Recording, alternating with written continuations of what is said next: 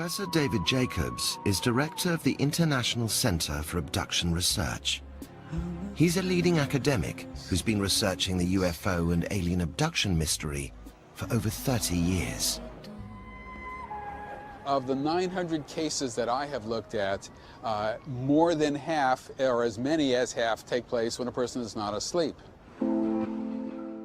Skeptics use sleep paralysis to explain the majority of classic abduction accounts. But it does little to make sense of reports that take place when individuals are awake or when they involve groups of people being taken together. Rachel Devereaux is a 35-year-old shop manager from Lancaster, England, who had her first missing time experience only 3 months ago. What makes her account exceptional is that it was shared by her mother Anne and her 2 sons Alexandra and Benjamin.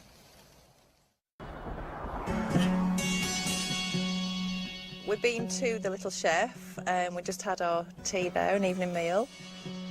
We left there about 5:30. I remember looking at the clock, so I was thinking it was about 20 past 5:30 because I thought I've got my ironing to do, I need to get home.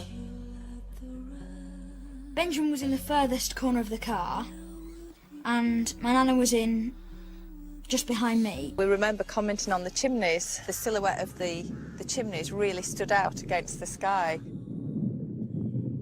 You know, when I think about it, that's the last thing I can remember.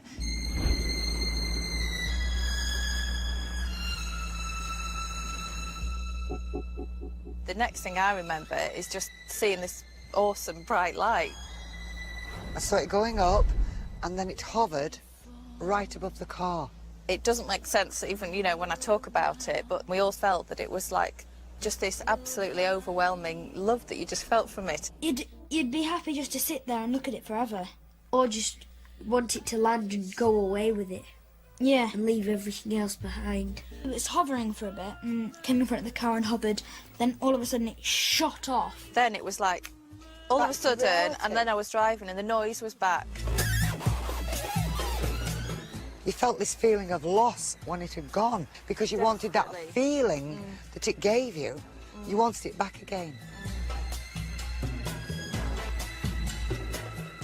Going from the Little Chef to our house should have taken about 20 minutes. It's taken us 1 hour and 20 minutes. This phenomenon, known as missing time, is not merely a Hollywood invention. In truth, far more than 4,400 people have reported this temporary hijacking of their lives. It takes place through Western Europe, through Latin America, through Asia, through Africa. There is no place that we have looked at yet that does not have abduction reports. Rachel Devereaux had her first missing time experience just 3 months ago while driving home. Having looked into the phenomenon, she has decided to take a bold but common step for people who've had this type of encounter. Hi. Hi.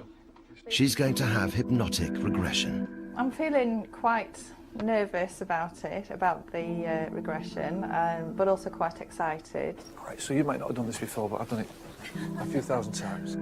Rachel's hoping that under hypnosis she can be taken back to when she had her experience and retrieve memories that are not consciously accessible. I want it to be an honest account, you know, if I do remember. How do you feel? Happy. Yeah. You so feel that, it's okay. It's okay to feel. Stay with it. It's no walls, it's just black everywhere. It's like standing in the middle of space. There's big bright light here, right in front of me. That's high, and that's watching what the little ones are doing, the smaller ones going round and looking at us and talking to each other. They think the boys are funny. They think they're funny. I can hear laughing now, the children are laughing, they're really giggling.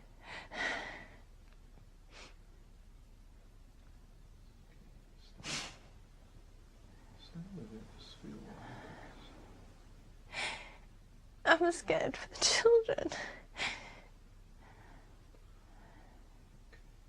But the light's there and it's just telling me it's fine and we're not going to hurt them. They're your children. They're your children, yeah, that's fine. Yeah. Just feel yourself going back more and more alert. Good, well done. How do you feel? Wow. I can't believe how real that felt. From my perspective, having completed thousands of regressions over the years, she didn't fabricate that. She didn't pretend to cry. Speechless. I'm just kind of speechless. Do I believe everything that happened? I'm sort of 90% there, yeah.